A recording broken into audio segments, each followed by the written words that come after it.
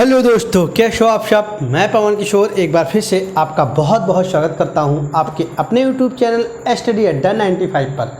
तो दोस्तों, जैसे कि हिंदी की क्लास आज से स्टार्ट हो रही है और आपकी यूपीएसआई में 24 दिन एग्ज़ाम मात्र बचे हैं। 24 से 22 दिन एग्ज़ाम बचे हैं और इस एग्ज़ाम के लिए आपको हिंदी बहुत ही इम्पोर्टेंट तरीके से तैयार करनी पड़ेगी, जिसमें आपके 40 क्वेश्चन हिंदी आने हैं और एक क्वेश्चन के 2.5 नंबर, मतलब कि 100 नंबर हैं। और आप अगर टारगेट बना के चलेंगे 85 प्लस तो आसानी के साथ आ सकते हैं। और जो भी हमारे चैनल पर नए हैं, चैनल को सब्सक्राइब करें, क्योंकि आने वाले 24 दिन लगातार टारगेट मैंने बना के रखा है कि हिंदी में 24 दिन 24 वीडियो और फुल एंटरटेनमेंट के साथ बढ़िया तरीके से मैं इसमें समझाऊंगा आपको और आपको हिंदी अच्छे समझ में आएगी। तो बिना देरी किए हुए ये वीडियो को स्टार्ट करते हैं। वीडियो में अंत तक बने रहिएगा। नए हैं तो हमारे चैनल को सब्सक्राइब जरूर करिए और फटाफट इस सेशन को शेयर कर दीजिए अदरवाइज दोस्तों के साथ। ठीक है, तो स्टार्ट करते हैं। वर्णमाला। अब सबसे अगर हिंदी की बात स्टार्ट होती है तो वर्णमाला से स्टार्ट होती है। वर्णमाला ही एक ऐसा शब्द है, एक ऐसी संरचना है जहां से हिंदी की रचना हुई है और हिंदी का विकास भी वर्णमाला से ही हुआ है। ठीक है, तो हिंदी से स्टार्ट करते हैं वर्णमाला। और वर्णमाला का क्या अर्थ होता है? तो वर्णों के व्यवस्थित समूह को वर्णमाला कहते हैं। सबसे पहली बात कि आपसे क्वेश्चन आता है कि वर्णमाला किसे कहते हैं। ऑप्शन में रहेगा शब्दों के समूह को, वर्णों के समूह को, वर्णों के व्यवस्थित समूह को या व्यवस्थित समूह को ही वर्णमाला कहते हैं। तो वर्णों के व्यवस्थित समूह को वर्णमाला कहते हैं, सबसे पहला क्वेश्चन। और ऐसा कोई एग्जाम नहीं जो कंडक्ट कराए एग्जाम और वर्णमाला से, अगर हिंदी सिलेबस में है और हिंदी वर्णमाला से क्वेश्चन ना आए तो बहुत ही इंपॉर्टेंट टॉपिक है दोस्तों। और इसको बहुत मज़ेदार तरीके से पढ़ते हैं। कैसे देखते हैं। जो वर्णमाला है, देखते हैं वर्णमाला वर्णों के व्यवस्थित समूह से। तो ठीक है, सबसे पहले इसी को देख लेते हैं कि वर्णों के व्यवस्थित समूह को वर्णमाला कहते हैं। व्यवस्थित समूह को वर्णमाला कहते हैं।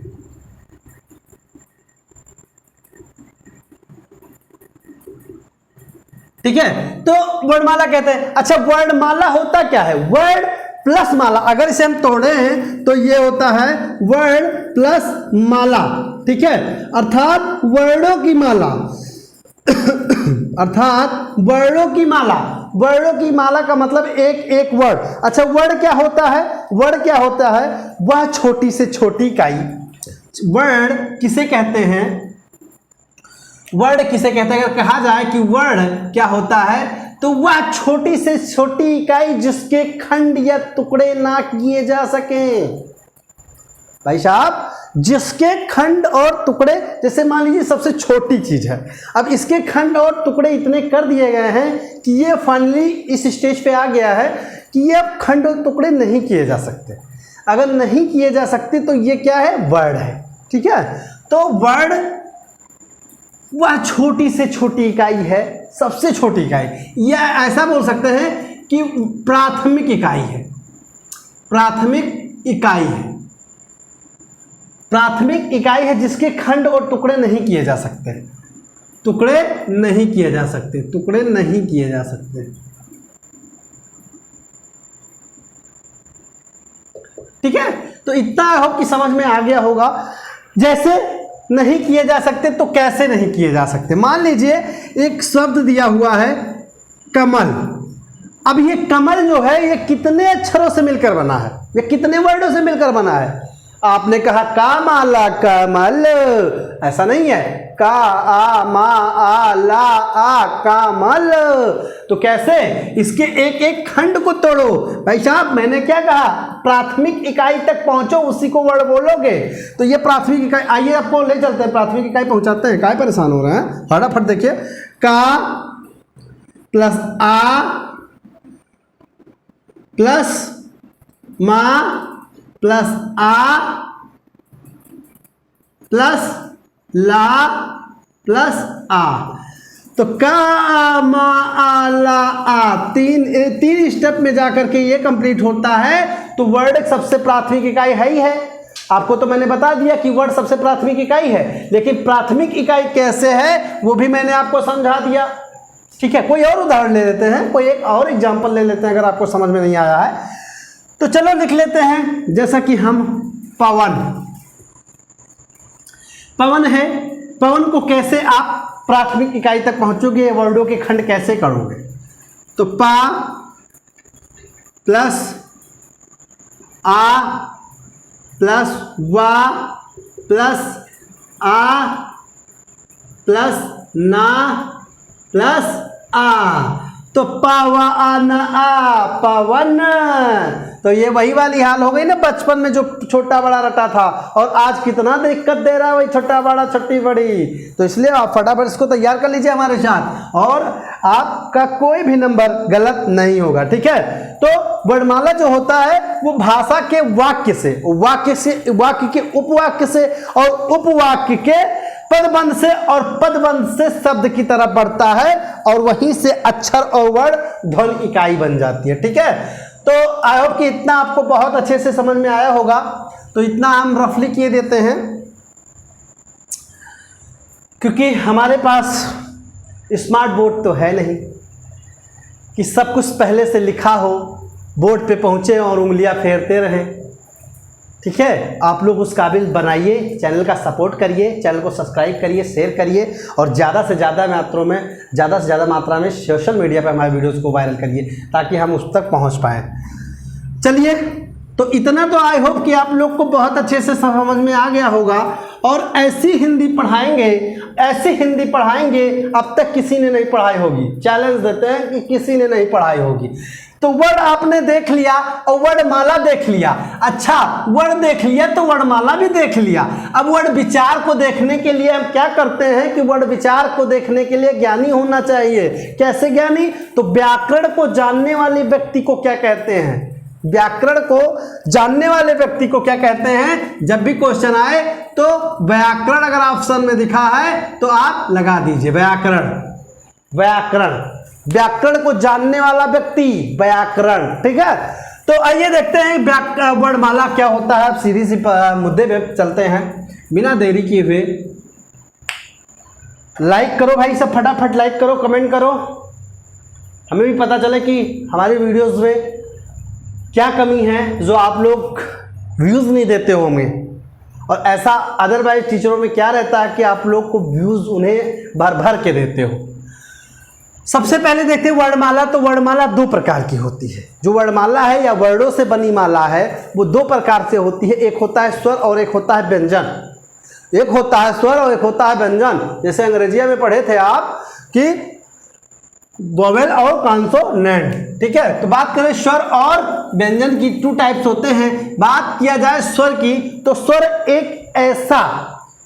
एक ऐसा वर्ड है या वर्णमाला है या वर्णों में जो उसकी समावेशना है वो है कि इसमें बिना मात्रा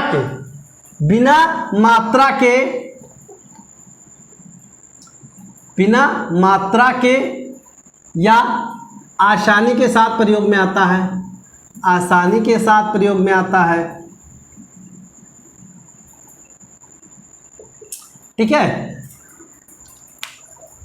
अर्थात वर्णमाला में स्वर जो है वो स्वतंत्र इकाई है। वो कैसी इकाई है? स्वतंत्र होता है, वो अपने आप में स्वतंत्र मूल वर्ण होता है। ठीक है,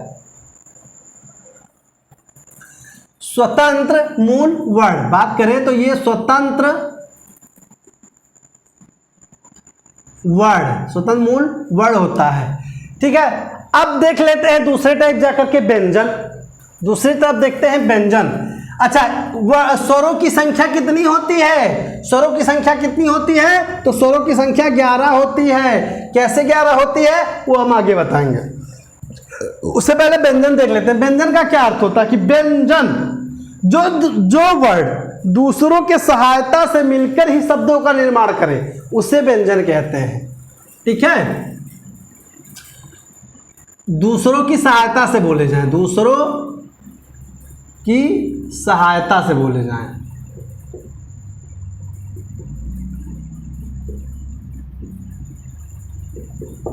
कैसे? कोई आप एक ऐसा व्यंजन बोलिए जिसमें स्वर ना हो, दूसरे की सहायता ही ना ली गई हो। चैलेंज है, कोई वर्ड आप बोलिए जिसमें स्वर ना हो।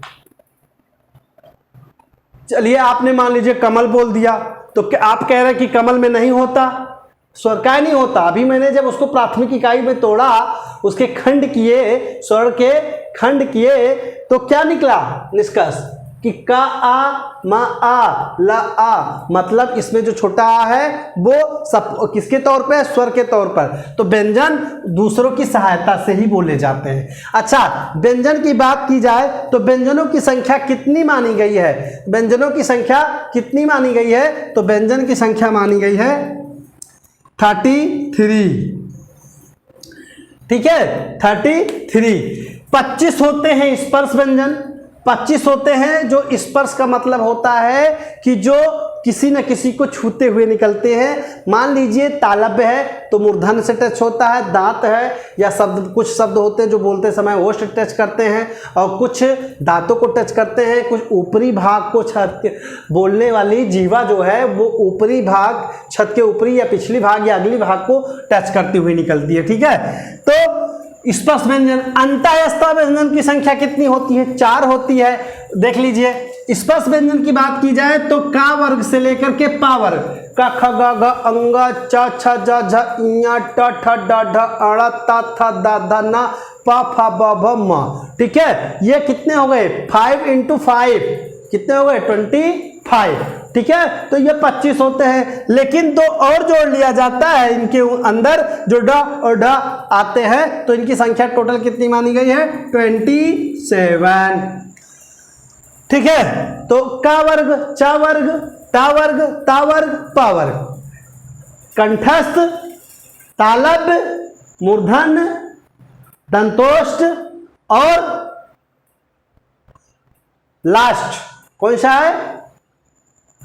दंतोष्ठ और ओष्ठ। ठीक है, पाफा बाबा।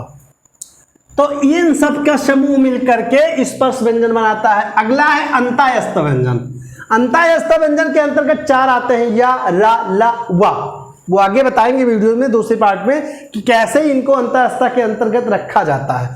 अगला ऊष्म, जो संघर्ष के साथ निकले, बहुत घर्षण के साथ निकले, जिनको निकालने में बल लगे, उन्हें क्या कहेंगे? ऊष्म। कैसे? सा सा सा हा, सा सा सा हा, सा सा सा हा। तो इनको बोलने में देखिए सा सा सा हा। ठीक है, अगला देखते हैं आगत। इन शब्दों में विदेशी शब्द भी छुपे होते हैं, जिनमें ज और फा, जैसे फारसी हो गया, इस टाइप से वो आगे बताएंगे। तो अभी यहाँ तक इतना ही समझिए कि आगत की संख्या कितनी होती है? 2 मानी गई है। संयुक्त की बात की जाए तो संयुक्त का अर्थ ही होता है जो 2 लोगों से मिलकर बना हो, 2 या 2 से अधिक मिलकर बना हो, वर्डों से मिलकर बना हो, उन्हें कहते हैं संयुक्त। इन्हें हम संयुक्ताक्षर कह सकते हैं। ये संयुक्ताक्षर व्यंजन है, और जब हम यहाँ पढ़ेंगे तो वो संयुक्त स्वर रहेंगे। वहाँ भी संयुक्त व्यंजन, यहाँ संयुक्त स्वर की संख्या 4 है, वहाँ संयुक्त व्यंजन की संख्या 4 है। ठीक है, वो दिक्कत? फटाफट सेशन को शेयर कर दीजिए भैया, फटाफट आगे बढ़ें। अच्छा, अब लौट के आते हैं स्वर पे। पहले स्वर खत्म करते हैं, फिर व्यंजन की तरफ चलते हैं। तो स्वर और स्वरों की बात की जाए तो स्वर जो है वो 4 आधार पर गिने जाते हैं। स्वर जो हैं वो 4 आधार पर गिने जाते हैं। कौन कौन से? सबसे पहले उच्चारण में मात्रा के आधार पर। अब आप पूछोगे ये कैसे? तो मात्रा के आधार पर कि कौन सा वर्ड बोलने में कितनी मात्राएं लगती हैं, उसे हम कैसे काउंट करते हैं वो जानेंगे। ठीक है, तो मात्रा के आधार पर देखा जाए तो कितने बताए गए हैं? ठीक है, फटाफट बताइए। मात्रा के आधार पर अगर स्वरों की संख्या बताई गई है तो कितनी बताई गई है? तो मात्रा के आधार पर स्वरों की संख्या 3। ठीक है, अच्छा, मात्रा के आधार पे भी है मुख विवर, मतलब मुख खुलने के आधार पर। वहां आपसे ये भी पूछेगा कि मुख को खुलने के आधार पर तो वहां उसकी गिनती कैसे करोगे? वो कितने प्रकार के होंगे? तो वो 4 प्रकार के होंगे। सबसे पहले देख लेते हैं सबके नाम। सबसे पहला जो है स्वरों के प्रकार की बात की जाए तो सबसे पहला है मात्रा के आधार पर। मात्रा के आधार पर, तो मात्रा के आधार पर देखने का मतलब है कि किसमें मात्रा क्या लगता है। मात्रा के आधार पर कितने होते हैं? 3 होते हैं। कितने होते हैं? 3 होते हैं। कैसे? ह्रस्व, ह्रस्व स्वर या मूल स्वर।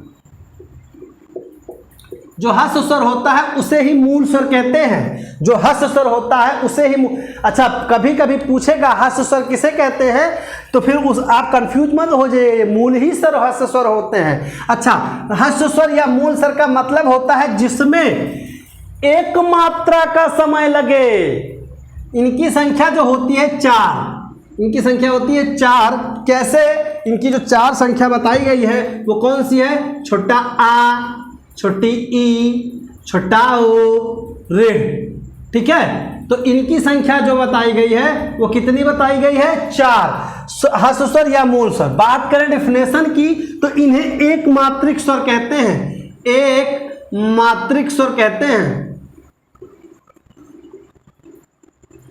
एक मात्रिक स्वर कहते हैं। क्यों कहते हैं? क्योंकि इनमें बोलने में बहुत कम समय लगता है। बहुत कम समय लगता है। बहुत कम समय लगता है और एक मात्रा का समय लगता है। एक मात्रा का, एक मात्रा का समय लगता है।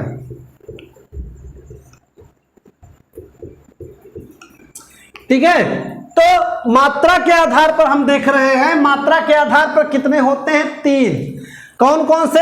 ह्रस्व स्वर या मूल स्वर। बात करें पहला था वो, दूसरा कौन सा है? तो दूसरा है दीर्घ स्वर। दीर्घ स्वरों की संख्या कितनी बताई गई है? तो दीर्घ स्वरों की संख्या 7 बताई गई है। कौन कौन सी? बड़ा आ, बड़ी ई, बड़ा ओ, ए, आए, ओ, आओ। ठीक है, तो ये 7 हैं जिनका नाम है दीर्घ। अच्छा, दीर्घ का अर्थ क्या होता है भैया? दीर्घ का अर्थ बताइए। दीर्घ का अर्थ ही होता है बड़ा। आप कभी कंफ्यूज मत होइएगा। दीर्घ का अर्थ होता है बड़ा। बड़ा, बड़ी, बढ़ाओ, ए, आए, ओ, आओ। तो इनकी संख्या कितनी होती है? 7। अब पूछा गया था कि स्वरों की संख्या कितनी होती है, तो कितनी होती है? 7 ये हो गए और प्लस 4 वो हो गए, तो मूल स्वर तो कितने हो गए? तो ये हो गए 11। ठीक, अच्छा इसमें देख लेते हैं।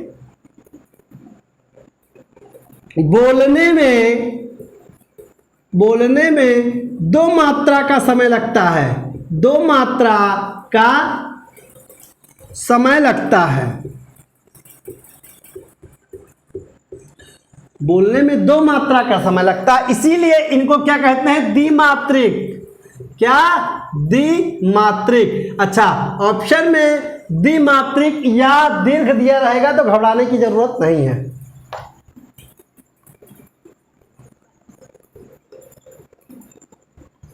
ठीक है, तीसरा देख लेते हैं। 2 तो हमने देख लिया, तीसरा देखते हैं। तीसरा भी बहुत आसान है, जिसका नाम है प्लुप्त स्वर। कौन सा? प्लुप्त। प्लुप्त का क्या अर्थ होता है? प्लुप्त का अर्थ होता है उछलता हुआ, जिसको बोलने में ही सब दोनों मात्राओं से, एक मात्रिक 2 मात्रिक से भी अधिक समय लगे, उसको क्या बोलेंगे?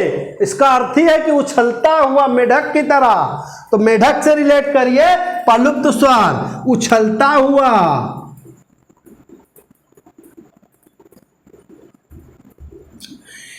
जैसे इसमें बोलने के लिए मान लीजिए हम बोल देते हैं इसमें राम, राम। ठीक है, तो ये जो है इसकी जो पहचान होती है वो ऐसे होती है। एस की तरह होती है, इंग्लिश में 5 की जैसे लिखते हैं वह उस प्रकार से होती है। इसमें बोलने में सबसे ज़्यादा समय लगता है, बोलने में सबसे ज़्यादा समय लगता है।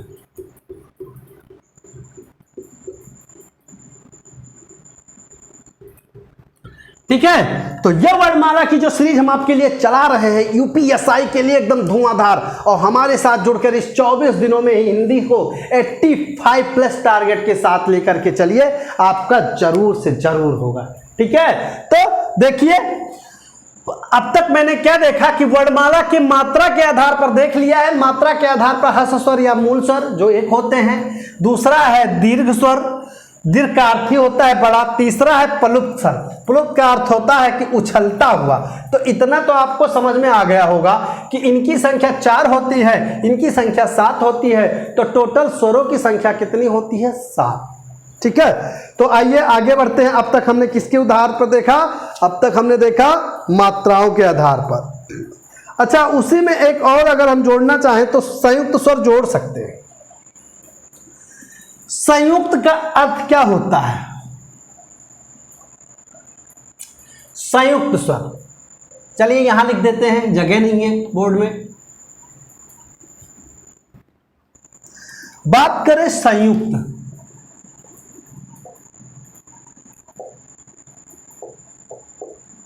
संयुक्त का अर्थ ही होता है कि 2 या 2 से अधिक ऐसे स्वर जो 2 विजातीय स्वरों से मिलकर बने हों, ऐसे स्वर जो 2 विजातीय स्वर से मिलकर बने हों। विजात का क्या मतलब हो गया? विजात का मतलब हो गया या तो मूल स्वर से भी हो और दीर्घ स्वर से भी हो, विजातीय स्वरों से मिलकर बने हों।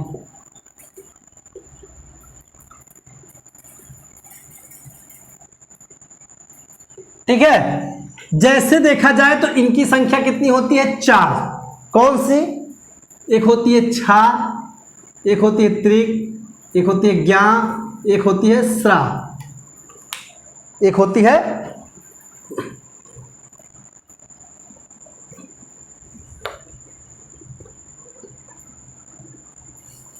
छा, त्रिक, ज्ञा और स्रा।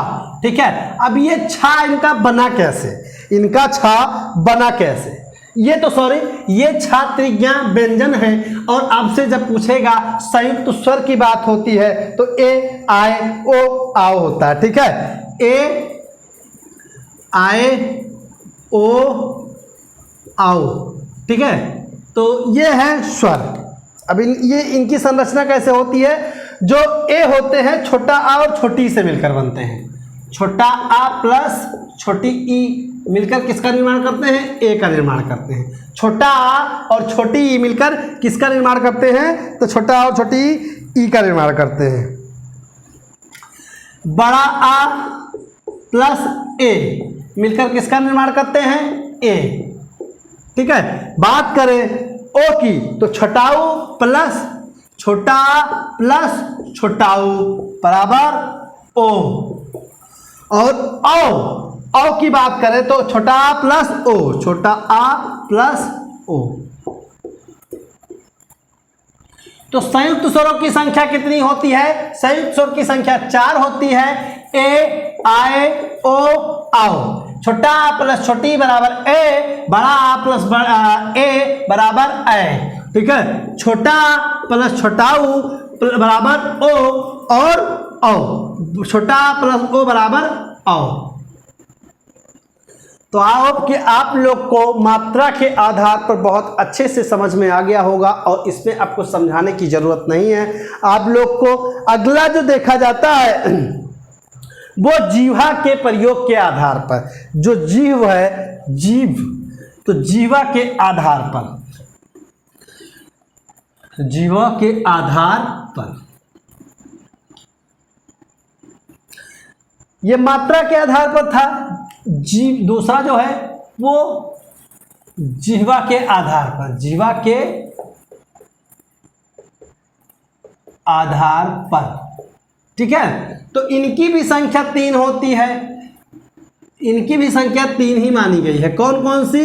जो जीभ के सहारे बोले जाते हैं, जीभ के भागों से, तो वो कौन कौन से हैं? अग्रस्वर, मध्य स्वर और तीसरा पश्च स्वर।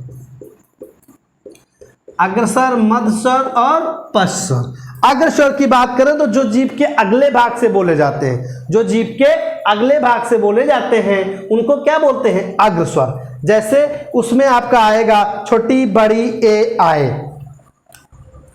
छोटी बड़ी ए आए। आप ऐसे नहीं, आप ऐसे उदाहरण ले लीजिए, तुरंत चेक करिए। ई, देखिए बल कहां पड़ा? आगे वाले भाग पे, जीभ के आगे भाग पे। ई, बड़ी ए आए। अब ऐसे भी होंगे जिनका जीभ के बिचले भाग पे बल पड़ता होगा, वो एक ही है, इनकी संख्या 4 मानी गई है, इनकी संख्या 1 मानी गई है, उनका नाम है आ।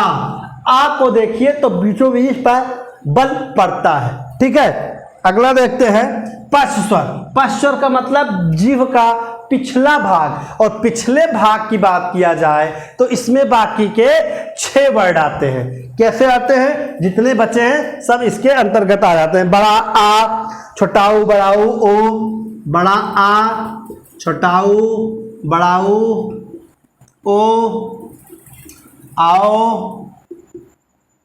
और कौन सा बचा है? एक और होगा रेड। ठीक है, तो ये हमारे कौन थे? जीवा के आधार पर हमने देखा कि 3 प्रकार के होते हैं, अग्रस्वर, मध्य स्वर और पश्च स्वर। छोटी बड़ी ए आई, इनकी संख्या 4 होती है, होते हैं अग्रस्वर। मध्य स्वर की बात की जाए तो इनकी संख्या 1 होती है, छोटा छोटा आ।